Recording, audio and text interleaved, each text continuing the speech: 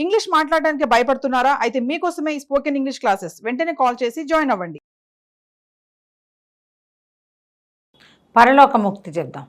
ఇది చందమామ కథో బాలమిత్ర కథో నాకు గుర్తులేదు, కానీ బాగుంది కథ, నాకు నచ్చింది.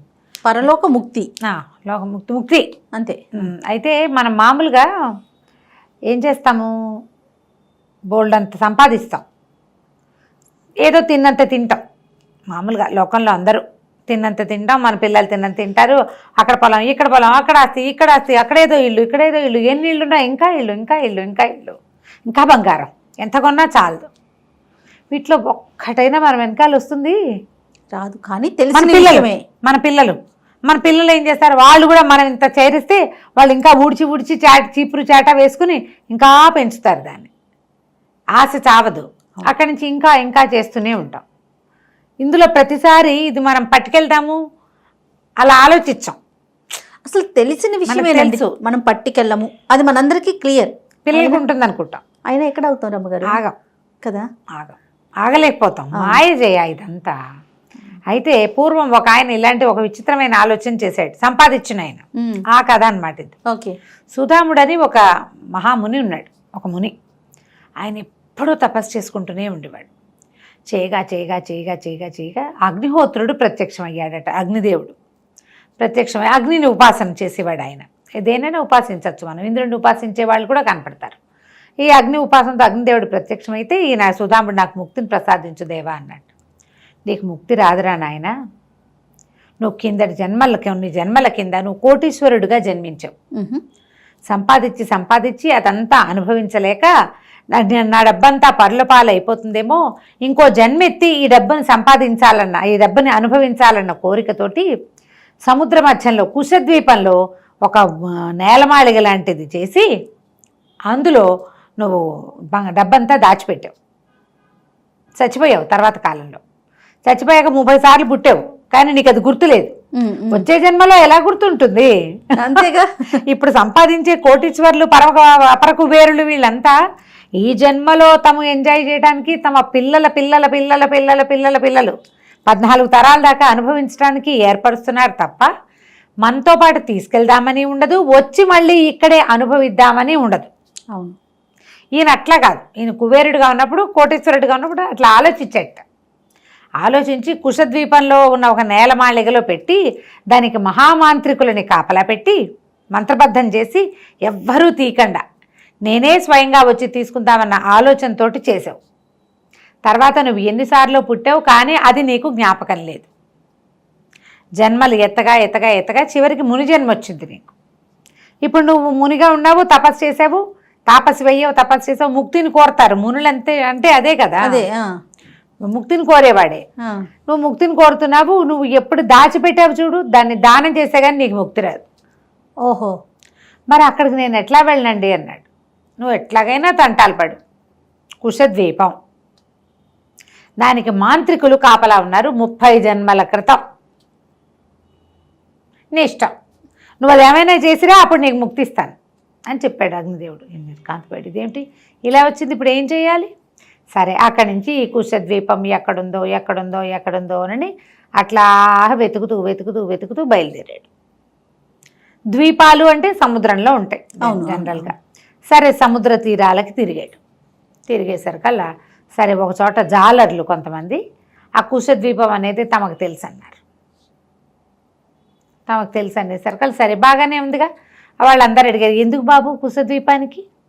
నువ్వు అంటే అక్కడ తపస్సు చేసుకోవడానికి వెళ్తానన్నాడు. అక్కడ డబ్బులు ఉన్నాయి అవన్నీ చెప్తే వీళ్ళంతా కూడా గోల్ చేస్తారు కదా. సరే, ఒక పడవవాడు ఒప్పుకున్నాడు తీసుకెళ్ళటానికి. అయితే పడవవాడికి ఈయన చెప్పాడు, కుశద్వీపంలో చాలా అపారమైన సంపద ఉంది నాయన, మరి నేను తిరిగి వచ్చాక మీ అందరికీ పంచిపెడతా అంటే వాడు సంతోషించాడు. అలాగే బాబు, మా వాళ్ళందరికీ చెప్తే వాళ్ళంతా నీ వెంబడి పడతారు, అలాగేలే నేను చెప్తానని తీసుకెళ్తే కుశద్వీపం చేరటం అంత సులువేం కాదు. మాంత్రికుల్ని కాపలా పెట్టాడు.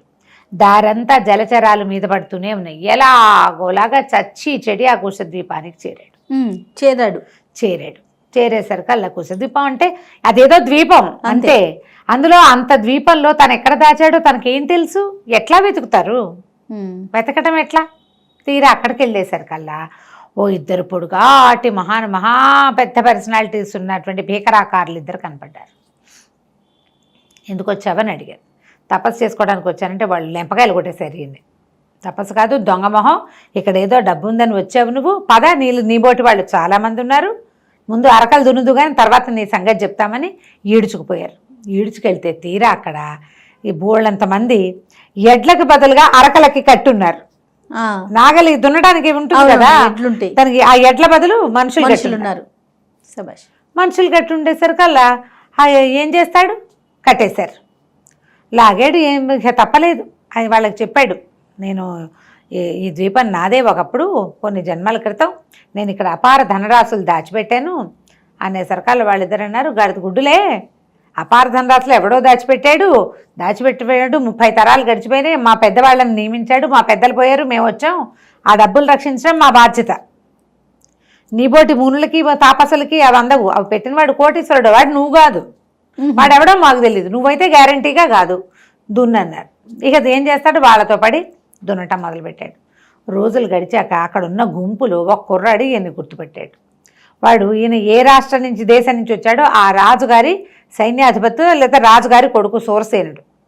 సూరసేనుడు ఆశ్చర్యపోయాడు, కాదండి మేమంతా ఇక్కడ ఏదో అపార ధనరాశులు ఉన్నాయని మీకు ఎలా తెలిసిందని. ఏమోనండి ఏదో పుస్తకంలో ఉందిట, పాత పుస్తకంలో, ఈయన 35 జన్మల క్రితం చేశాడు అంటే 30 తరాల క్రితంది, ఏవో మా మమ్మీలాగా పుస్తకాల్లో రాయబడి తెలుసుకున్నారు.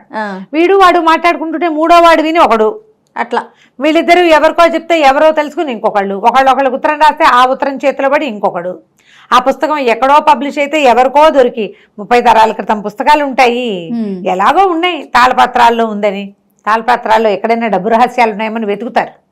అలా వెతికి ఇక్కడ ఒక పెద్ద గుంపు చేరింది. ఈ రాక్షసులు ఇద్దరు మాంత్రికులు ఇద్దరు ఉన్నారుగా, ఇవి వచ్చిన వాళ్ళకి అటు ఇటు వేసేసి ఆ కాడేసి ఆ కాడితో అరకలు దున్నించేస్తున్నారు. వ్యవసాయం చేయండి మీరు, అందుకే పనికొస్తారండి. కానీ వీళ్ళని కాదని ఏం చెయ్యాలో వాళ్ళకి తెలీదు. ద్వీపంలో ఉందని తెలుసు కానీ ద్వీపంలో ఎక్కడుంది ఏముంది ఏమీ తెలియదు. ఈ గుర్తుపట్టిన సూరసేనుడు, మేమంటే డబ్బుల కోసం వచ్చామనుకోండి, ఇంచుమించు అందరం ధనం కోసం వచ్చారు, మీరు ఇంత తాపసిలాగా ఉన్నారు, పొట్ట అంటుకుపోయింది, మీకు ఆహారం కూడా తీసుకోవడం మానేసి ఉంటారు, మీరు ఎందుకండి వచ్చారు అంటే ఆయన చెప్పాడు, నాతో దుఃఖభాజన గాథనైనా అగ్నిదేవుడు ప్రత్యక్షమైన నాకు మోక్షం రాలేదు, దానికి కారణం ఈ దిక్కుమాల కుశద్వీపం, ఎప్పుడో 30 జన్మల క్రితం నేనేట ఇక్కడ దాచిపెట్టాను. వాడు నిర్ఘాంతపోయాడు. సూరసేనుడు నిజమా అండి అన్నాడు.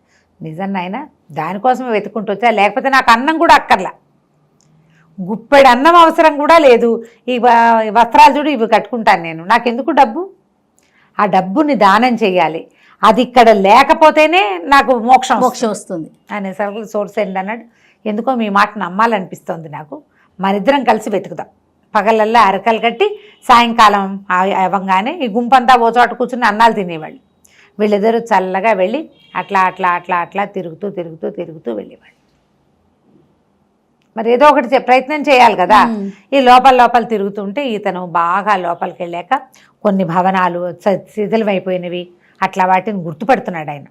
ఇక్కడ ఒక భవనం ఉండేది, చాలా పెద్దది, నేనే కట్టించాను ద్వీపంలో, ఇక్కడ ఒక గుహ ఉండాలి, ఇది ఉండాలి, అది ఉండాలంటే రోజు కొంచెం చూసుకుంటూ తిరగ్గా తనకి గుర్తు కూడా వస్తుంది, లీలగా ఇదేనని అనిపిస్తుంది అనమాట.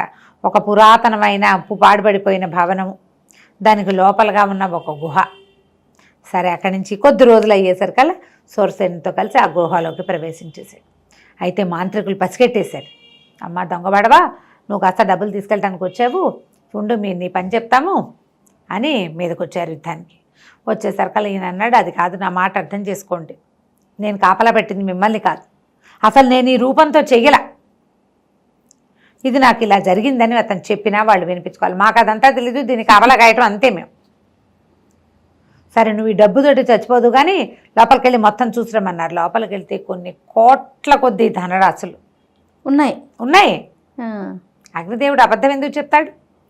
అక్కడి నుంచి ఏమన్నారు, సరే నువ్వు పరిగెత్తు, నువ్వు ఏదైనా దొంగ పని చేయకుండా నీకు శిక్ష వేయకూడదు, ఊరికే చూస్తే నిన్నేమలే, ఓ పెట్టుపుచ్చు పారిపో, నీ వెనకాల బాణం వేసి చంపేస్తాం, మా తప్పు లేకుండా, ఎవడైనా దీన్ని తీసుకుంటే చంపేయాలని ఆర్డర్ మాకు, లేకపోతే చంపం, నువ్వు పట్టుపో ఒకటి సరే ఈయన ఏం చేశాడు, లోపలికి వెళ్ళి ఓ పెద్ద గిన్నె, దాని నిండా వజ్రాలు ఉన్నాయి, ఆ గిన్నె పుచ్చుకుని వచ్చాడు బయట. తప్పు చేస్తే శిక్ష ఇవ్వాలి, వీళ్ళ పద్ధతి అది. అక్కడి నుంచి ఇద్దరు అన్నారు, నువ్వు వెళ్ళిపో, నీ వెనకాల నుంచి బాణం వేసి చంపేస్తాం మేమన్నారు. ఇద్దరు బాణాలు వేశారు. ఈ 2 బాణాలు ఈయనకి తగలకుండా వెనక్కి వెళ్ళి వాళ్ళిద్దరికే గుచ్చుకుని. డబ్బా ఆయనదే కదా, అదేలే. అతను దొంగతనం చేయట్లా. దొంగతనం అంటే ఏది, నీది నేను తీసుకుంటే దొంగతనం, నాది నేనే తీసుకుంటే దొంగతనం కాదుగా. అలా తప్పు చేయని వాడి మీదకి బాణం ఎక్కువ పెట్టినందుకు బాణాలు వెళ్ళి వెనక్కి వెళ్ళి గుచ్చుకుపోయినాయి వాళ్ళకి. ఓహో. ఇద్దరు భగ్గుమని మండి కాలిపోయారు. కాలిపోయేసరికి ఈ భవనం పెళ్ళాడుతూ పక్కకు పడిపోయింది.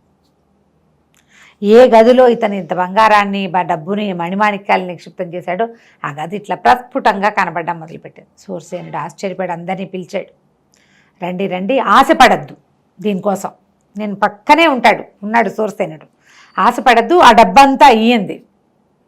వాళ్ళందరికీ తెలిసింది ఇక్కడ జరుగుతున్నది ఏంటి. ఆయన ఏది ఇస్తే అది పుచ్చుకోండి అన్నాడు. అందరికీ దోసేళ్ల కొద్దీ పోసాడు దానంగా. వాళ్ళు ఆశపడలా, ఎందుకంటే అక్కడ ఎన్ని రోజుల నుంచో అక్కడ ఉండిపోయారు వాళ్ళు. అక్కడి నుంచి ఆ పడవ వాళ్ళు నది తీరానికి వచ్చి పడవ వాళ్ళకి సైజ్ చేశారు. అక్కడి నుంచి వీళ్ళతో ఈయంతో ఒక పడవవాడు వచ్చాడు కదా, వాడు దూరంగా లంగరేసుకుని ఉన్నాడు.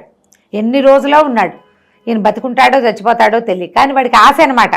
ప్రతిరోజు వచ్చి చూసేవాడు, ఇక్కడికి ఎక్కడ దింపాడో అక్కడ దాకా వచ్చేవాడు. వీళ్ళు కనపడేసరికల్లా మనుషులు పడవాడు అందరినీ తన ఫ్రెండ్స్ని కేకేసుకొచ్చాడు.